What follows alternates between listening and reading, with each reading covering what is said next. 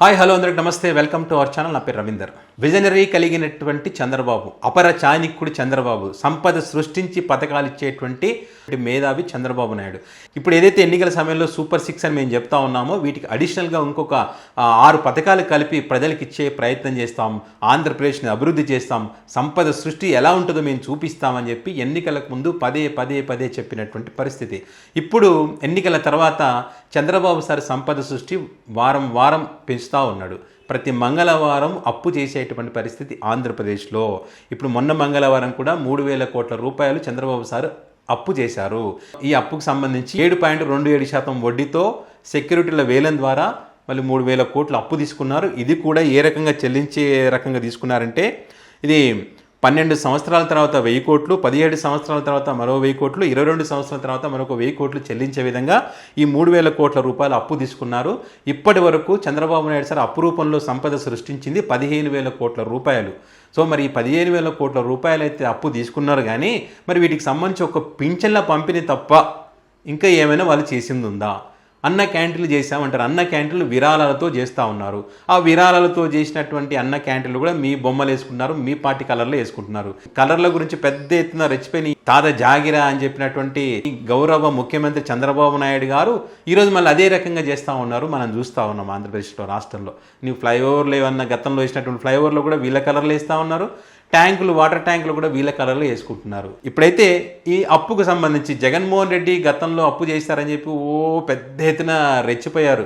అప్పు లేనిదే రోజు గడవదు, అప్పు లేనిదే రాష్ట్రం గడిచే పరిస్థితి లేదు, రాష్ట్రం వెనుజులు అయిపోతుంది, శ్రీలంక అయిపోతుంది, జగన్మోహన్ రెడ్డి ముఖ్యమంత్రి అయిన తర్వాత రాష్ట్రం సర్వనాశనం అయిపోయింది, విధ్వంస పాలన అని చెప్పి పెద్ద ఎత్తున మాట్లాడినటువంటి కొంతమంది మేధావులు అని చెప్పబడేటువంటి జర్నలిస్టులు ఎవరుతున్నారో, మరి టీవీ ఛానల్స్, పెద్ద పెద్ద పత్రికలు ఏవైతున్నాయో, మరి ఈరోజు ఎందుకని మౌనంగా ఉన్నాయి?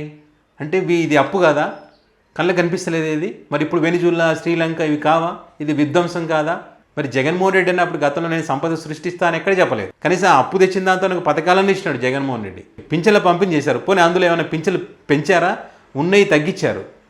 మరి పింఛన్ల పంపిణీ చేసేటువంటి ఎవరైతే వాలంటీర్లు, వాళ్ళ ఉద్యోగాలు ఊడవీకి కూర్చోబెట్టారు వాళ్ళని. ఇంకేం చేస్తున్నారు డబ్బులు?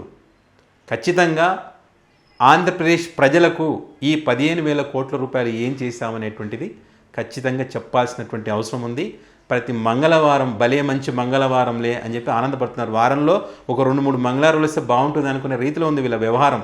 సంపద సృష్టి అంటే ఈ రకంగా ఉంటుందని ఎవరికి తెలియదు పాపం. అద్భుతమైనటువంటి సంపద సృష్టి చంద్రబాబు, విజనరీ కలిగిన చంద్రబాబు చేస్తూ ఉన్నాడు. అది ట్యాక్సీల రూపంలో, టోల్గేట్ల రూపంలో, ఇంకా అనేక రకాలుగా చెత్త రూపంలో, అన్ని రూపాలలో ట్యాక్సీ వసూలు చేసి సంపద సృష్టిస్తున్నాడు. ఇప్పుడు మాత్రం ఇది వాళ్ళ మీడియాకి కానీ, వాళ్ళ నాయకులకు కానీ, వాళ్ళ సోషల్ మీడియాలో పనిచేసే కొంతమందికి కానీ హాయిగా ఉంటుంది, వాళ్ళ కళ్ళకు మాత్రం ఇది కనపడదు, ఇది అన్యాయం అనిపించదు. అప్పుడు మాత్రం జగన్మోహన్ రెడ్డి హయాంలో ఏం చేసినా కూడా తప్పే, వీళ్ళ హయాంలో ఏం చేసినా రైటే. అదే రకంగా ఇప్పుడు కొనసాగుతూ ఉంది ఈ ప్రభుత్వ పాలన. ఇంకా ఇప్పుడు ఈ జస్ట్ ఇది 2.5 దగ్గర 3 నెలలు కూడా 3 నెలలు అంతే, దగ్గర 3 నెలలు అవుతుంది. ఈ 3 నెలల కాలానికే 15,000 కోట్ల రూపాయలు అప్పు చేస్తే ఇంకా ముందు ఇంకెన్ని వేల కోట్ల రూపాయలు అప్పు చేస్తారనేది చూద్దాం.